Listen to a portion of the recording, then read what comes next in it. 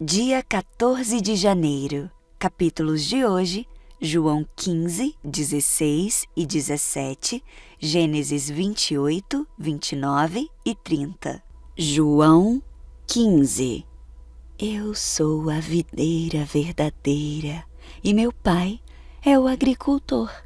Todo ramo que, estando em mim, não dá fruto, ele corta, e todo que dá fruto, ele poda, para que dê mais fruto ainda. Vocês já estão limpos pela palavra que lhes tenho falado.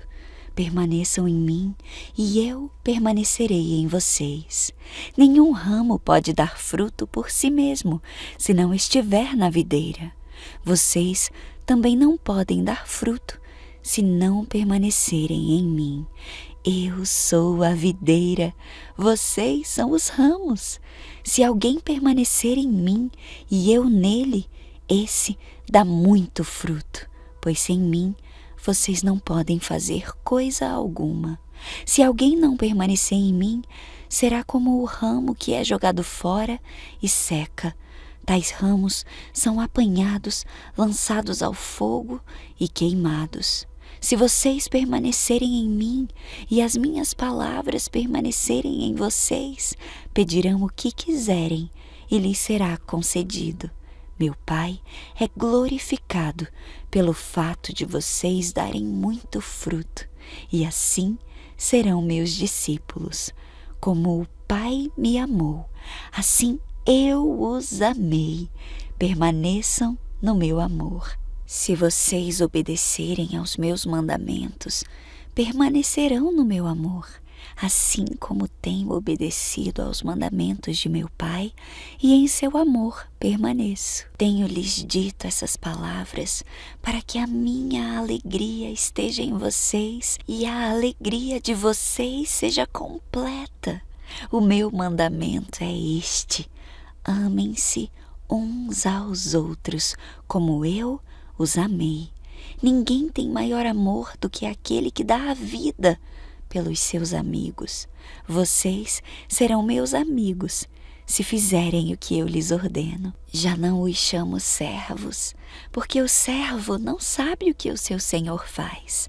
Em vez disso, eu os tenho chamado amigos, porque tudo o que ouvi de meu Pai eu lhes tornei conhecido. Vocês não me escolheram, mas eu os escolhi para irem e darem fruto, fruto que permaneça, a fim de que o Pai lhes conceda o que pedirem em meu nome. Este é o meu mandamento: amem-se uns aos outros. Se o mundo os odeia, tenham em mente que antes odiou a mim. Se vocês pertencessem ao mundo, ele os amaria como se fossem dele. Todavia, vocês não são do mundo, mas eu os escolhi, tirando-os do mundo. Por isso o mundo os odeia. Lembrem-se das palavras que eu lhes disse. Nenhum escravo é maior do que o seu senhor. Se me perseguiram, também perseguirão vocês. Se obedecerem à minha palavra, também obedecerão a de vocês. Tratarão assim vocês por causa do meu nome, pois não conhecem aquele que me enviou. Se eu não tivesse vindo e lhes falado, não seriam culpados de pecado. Agora, contudo, eles não têm desculpa para o seu pecado. Aquele que me odeia, também odeia o meu Pai. Se eu não tivesse realizado no meio deles obras que ninguém mais fez, eles não seriam culpados de pecado. Mas agora eles as viram e odiaram a mim e a meu Pai. Mas isto aconteceu para se cumprir o que está escrito na lei deles: odiaram-me sem razão. Quando vier o conselheiro que eu enviarei a vocês da parte do Pai, o Espírito da verdade que provém do Pai, ele testemunhará a meu respeito. E vocês também testemunharão, pois estão comigo desde o princípio. João 16. Tenho-lhes dito tudo isso para que vocês não venham a tropeçar. Vocês serão expulsos das sinagogas. De fato, virá o tempo quando quem os matar pensará que está prestando culto a Deus. Farão essas coisas porque não conheceram nem o Pai, nem a mim. Estou lhes dizendo isto para que, quando chegar a hora, lembrem-se de que eu os avisei. Não lhes disse isso no princípio, porque eu estava com vocês. Agora que eu vou para aquele que me enviou, nenhum de vocês me pergunta: para onde vais? Porque falei estas coisas, o coração de vocês encheu-se de tristeza. Mas eu lhes afirmo que é para o bem de vocês que eu vou. Se eu não for, o conselheiro não virá para vocês, mas se eu for, eu o enviarei. Quando ele vier, convencerá o mundo do pecado, da justiça e do juízo. Do pecado, porque os homens não creem em mim. Da justiça, porque vou para o Pai, e vocês não me verão mais. E do juízo, porque o príncipe deste mundo já está condenado. Tenho ainda muito que lhes dizer, mas vocês não o podem suportar agora. Mas quando o Espírito da verdade vier, ele os guiará a toda a verdade. Não falará de si mesmo, falará apenas o que ouvir e lhes anunciará o que está por vir. Ele me glorificará, porque receberá o que é meu e o tornará conhecido a vocês. Tudo o que pertence ao meu Pai é meu. Por isso eu disse que o Espírito receberá do que é meu e o tornará conhecido a vocês. Mais um pouco e já não me verão. Um pouco mais e me verão de novo. Alguns dos seus discípulos disseram uns aos outros: o que ele quis dizer com isso? Mais um pouco e não me verão, e um pouco mais e me verão de novo, e porque vou para o Pai. E perguntavam: que quer dizer um pouco mais? Não entendemos o que ele está dizendo. Jesus percebeu que desejavam interrogá-lo a respeito disso, pelo que lhes disse: vocês estão perguntando uns aos outros o que eu quis dizer quando falei: mais um pouco e não me verão, e um pouco mais e me verão de novo? Digo-lhes que certamente vocês chorarão e se lamentarão, mas o mundo se alegrará. Vocês se entristecerão, mas a tristeza de vocês se transformará em alegria. A mulher que está dando à luz sente dores, porque chegou a sua hora. Mas quando o bebê nasce, ela esquece a angústia por causa da alegria de ter nascido no mundo um menino. Assim acontece com vocês. Agora é hora de tristeza para vocês, mas eu os verei outra vez, e vocês se alegrarão, e ninguém lhes tirará essa alegria. Naquele dia, vocês não me perguntarão mais nada. Eu lhes asseguro que o meu Pai lhes dará tudo o que pedirem em meu nome. Até agora, vocês não pediram nada em meu nome. Peçam e receberão, para que a alegria de vocês seja completa. Embora eu tenha falado por meio de figuras, vem a hora em que não usarei mais esse tipo de linguagem, mas lhes falarei abertamente a respeito de meu Pai. Nesse dia, vocês pedirão em meu nome. Não digo que pedirei ao Pai em favor de vocês, pois o próprio Pai ama vocês, porquanto vocês me amaram e creram que eu vim de Deus. Eu vim do Pai e entrei no mundo.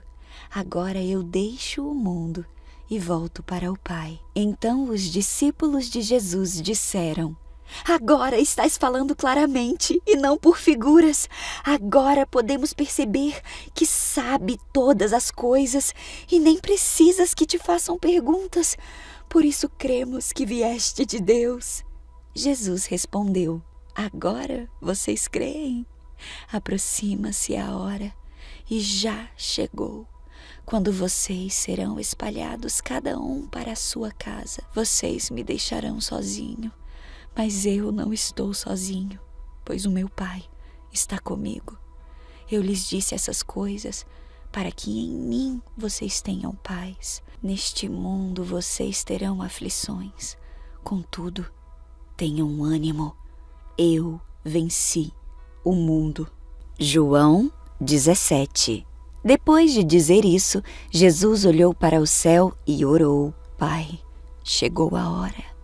Glorifica o teu Filho, para que o teu Filho te glorifique, pois lhe deste autoridade sobre toda a humanidade, para que conceda a vida eterna a todos os que lhe deste.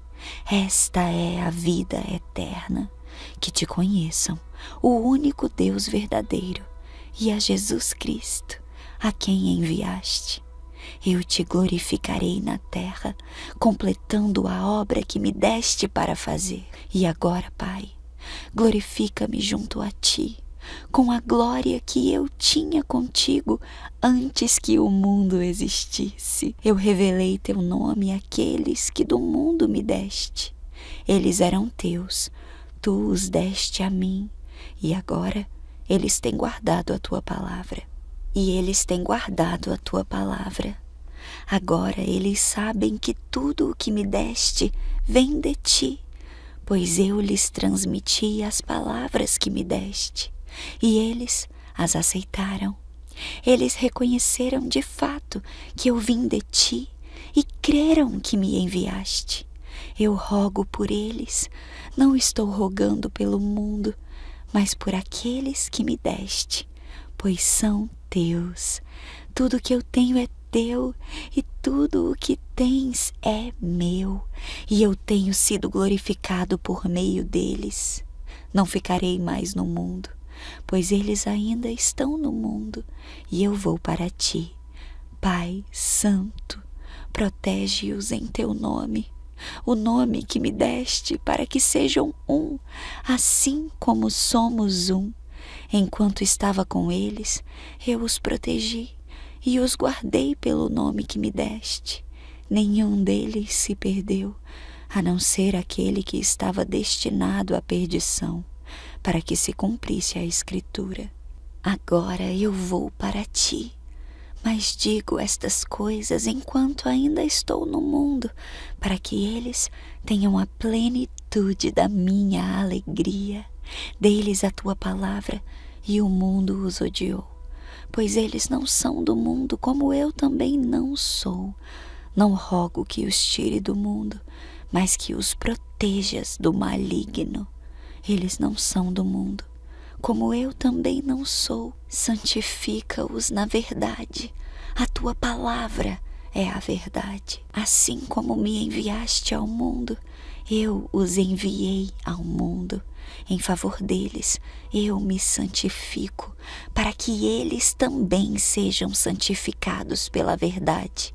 A minha oração não é apenas por eles. Eu rogo também por aqueles que crerão em mim por meio da mensagem deles, para que todos sejam um, Pai, como tu estás em mim e eu em ti. Que eles também estejam em nós, para que o mundo creia que tu me enviaste.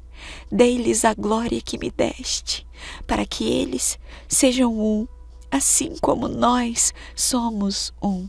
Eu neles e tu em mim. Que eles sejam levados à plena unidade, para que o mundo saiba que tu me enviaste e os amaste, como igualmente me amaste. Pai, eu quero que os que me deste estejam comigo onde eu estou e vejam a minha glória, a glória que me deste, porque me amaste antes da criação do mundo. Pai justo, embora o mundo não te conheça, eu te conheço, e estes sabem que me enviaste. Eu os fiz conhecer o teu nome e continuarei a fazê-lo, a fim de que o amor que tens por mim esteja neles e eu neles esteja. Gênesis 28. Então Isaque mandou chamar Jacó, o abençoou e disse: Não se case com uma mulher cananita. Em vez disso, vá de imediato a Padã-Arã, a casa de seu avô Betuel, e case-se com uma das filhas do seu tio Labão.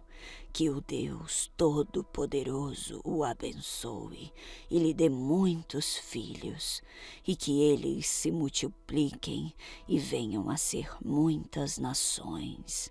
Que Deus dê a você e a seus descendentes as bênçãos que ele prometeu a Abraão. Que você venha a possuir esta terra, na qual vive agora como estrangeiro, pois Deus entregou esta terra a Abraão. Assim, Isaque se despediu de Jacó, que foi a Padã-Arã morar com seu tio Labão, irmão de Rebeca, filho de Betuel, o arameu. Esaú soube que seu pai Isaque havia abençoado Jacó e o enviado a Padã-Arã para encontrar uma esposa, e que ao abençoá-lo tinha advertido a seu irmão: não se case com uma mulher cananita. Também soube que Jacó havia obedecido aos pais e ido a Padã-Arã. Quando ficou evidente que seu pai não aprovava as mulheres cananitas, Esaú foi visitar a família de seu tio Ismael e, além das 2 mulheres cananitas com as quais havia se casado, tomou para si uma das filhas de Ismael. O nome de sua nova mulher era Maalat, irmã de Nebaiote e filha de Ismael, filho de Abraão. Nesse meio tempo, Jacó partiu de Berseba e foi rumo a Harã. Quando o sol se pôs, chegou a um bom local para acampar e ali passou a noite. Encontrou uma pedra para descansar a cabeça e se deitou para dormir. Enquanto dormia, sonhou com uma escada que ia da terra ao céu e viu os anjos de Deus que subiam e desciam pela escada. No topo da escada estava o Senhor, que lhe disse: Eu sou o Senhor, o Deus de seu avô Abraão e o Deus de seu pai Isaque. A terra na qual você está deitado lhe pertence. Eu a darei a você e a seus descendentes. Seus descendentes serão tão numerosos quanto o pó da terra. Eles se espalharão por todas as direções, leste e oeste, norte e sul, e todas as famílias da terra serão abençoadas por seu intermédio e de sua descendência. Além disso, estarei com você e o protegerei aonde quer que vá. Um dia trarei você de volta a esta terra. Não o deixarei enquanto não tiver terminado de lhe dar tudo que prometi. Então Jacó acordou e disse: Certamente o Senhor está neste lugar, e eu não havia percebido. Contudo, também teve medo e disse: Como é temível este lugar! Não é outro senão a casa de Deus. É a porta para os céus. Na manhã seguinte, Jacó se levantou bem cedo, pegou a pedra na qual havia descansado a cabeça, colocou-a em pé como coluna memorial e derramou azeite de oliva sobre ela. Chamou o lugar de Betel, embora anteriormente se chamasse Luz. Então Jacó fez o seguinte voto: Se de fato Deus for comigo e me proteger nesta jornada, se Ele me providenciar alimento e roupa, e se eu voltar são e salvo à casa de meu pai, então o Senhor certamente será o meu Deus. E esta coluna memorial que eu levantei será um lugar de adoração a Deus, e eu entregarei a Deus a 10ª parte de tudo que ele me der. Gênesis 29. Jacó seguiu viagem e, por fim, chegou à terra do leste. Viu um poço ao longe e, junto ao poço, no campo, 3 rebanhos de ovelhas à espera de que lhe dessem água. Uma pedra pesada cobria a boca do poço. Era costume naquele lugar esperar que todos os rebanhos chegassem para então remover a pedra e dar água aos animais. Depois, a pedra era recolocada na boca do poço. Jacó se aproximou dos pastores e perguntou: "De onde vocês são, amigos?" "Somos de Harã", disseram eles. "Conhecem um homem chamado Labão, neto de Naor?" perguntou Jacó. "Sim, conhecemos", responderam eles. "Ele vai bem?" perguntou Jacó. "Sim, vai bem", disseram. "Olhe, ali com o rebanho vem Raquel, filha dele." Jacó disse: "Ainda é dia claro, cedo demais para recolher os animais. Por que vocês não dão de beber às ovelhas para que elas possam voltar a pastar?" "Não podemos dar de beber aos animais enquanto não chegarem todos os rebanhos", responderam. "Só então os pastores removem a pedra da boca do poço e damos de beber a todas as ovelhas." Jacó ainda conversava com eles quando Raquel chegou com o rebanho de seu pai, pois era pastora.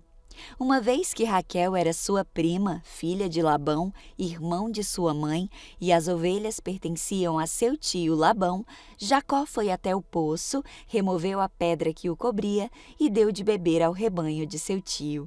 Então Jacó beijou Raquel e chorou em alta voz. Explicou para Raquel que era seu primo por parte do pai dela e filho de Rebeca, tia dela. Raquel foi correndo contar a seu pai Labão. Assim que Labão soube que seu sobrinho Jacó havia chegado, correu ao seu encontro. Ele o abraçou, o beijou e o levou para casa. Depois que Jacó lhe contou sua história, Labão exclamou: "Você é de fato sangue do meu sangue." Quando Jacó estava na casa de Labão, havia cerca de 1 mês, Labão lhe disse: "Você não deve trabalhar de graça para mim só porque somos parentes. Diga-me, qual deve ser o seu salário?" Labão tinha 2 filhas. A mais velha se chamava Lia e a mais nova, Raquel. Os olhos de Lia eram sem brilho, mas Raquel tinha bela aparência e rosto atraente. Visto que Jacó estava apaixonado por Raquel, disse a Labão: "Trabalharei para o Senhor por 7 anos se me der Raquel, sua filha mais nova, para ser minha esposa. Melhor entregá-la a você do que qualquer outro", respondeu Labão. "Fique aqui e trabalhe comigo." Então Jacó trabalhou 7 anos por Raquel. Ele a amava tanto que lhe pareceram apenas alguns dias. Chegada a hora, Jacó disse a Labão: "Cumpri minha parte do acordo. Agora dê-me minha esposa para que eu me deite com ela." Labão convidou toda a vizinhança e preparou uma grande festa de casamento. À noite, porém, quando estava escuro, Labão tomou Lia e a entregou a Jacó. E Jacó se deitou com ela. Labão deu a sua serva Zilpa a Lia para servi-la. Na manhã seguinte, quando Jacó acordou, viu que era Lia. Então Jacó perguntou a Labão: "O que o Senhor fez comigo? Trabalhei 7 anos por Raquel. Por que o Senhor me enganou?"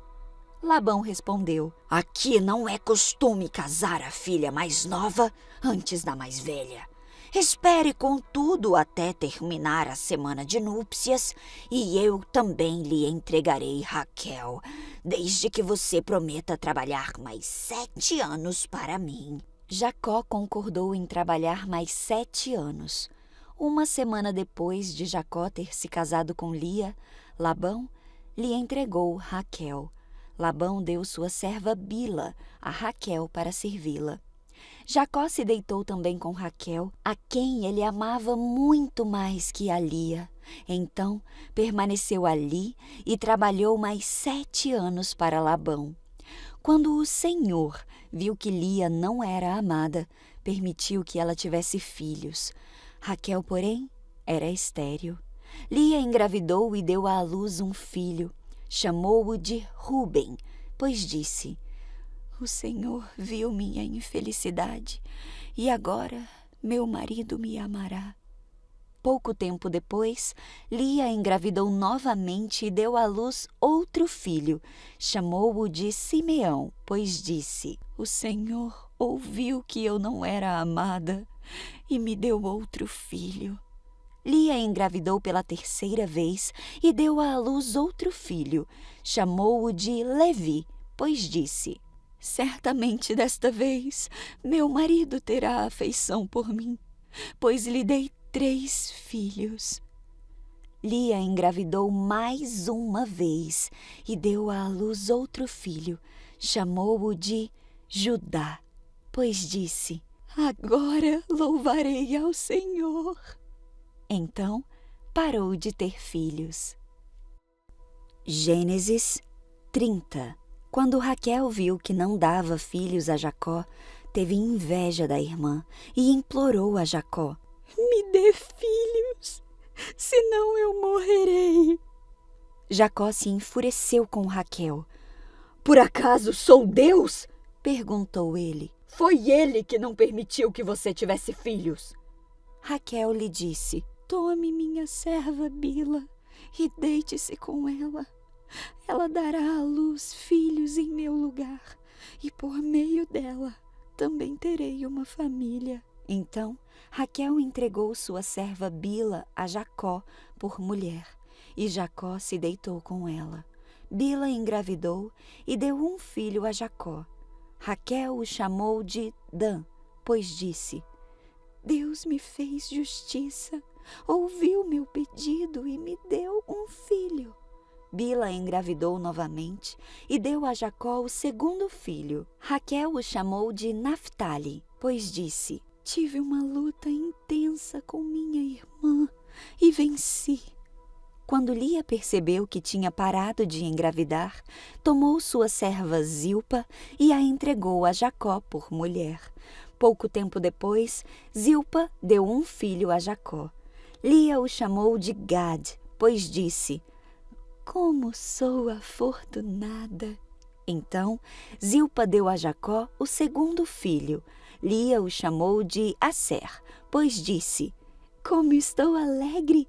Agora as outras mulheres celebrarão comigo. Certo dia, durante a colheita do trigo, Rúben encontrou algumas mandrágoras que cresciam no campo e as trouxe para Lia, sua mãe.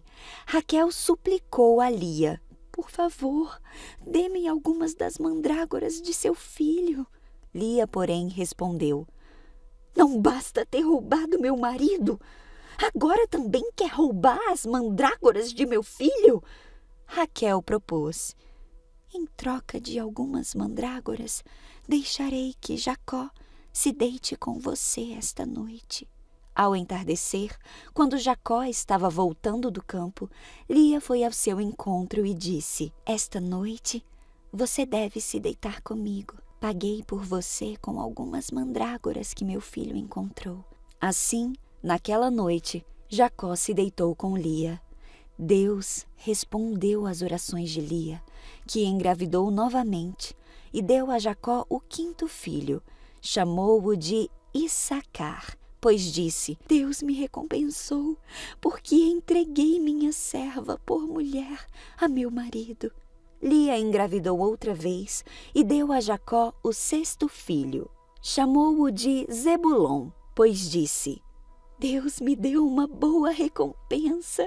Agora meu marido me tratará com respeito, porque lhe dei 6 filhos. Depois, Lia deu à luz uma filha e a chamou de Diná. Então, Deus se lembrou de Raquel e, em resposta às suas orações, permitiu que ela se tornasse fértil.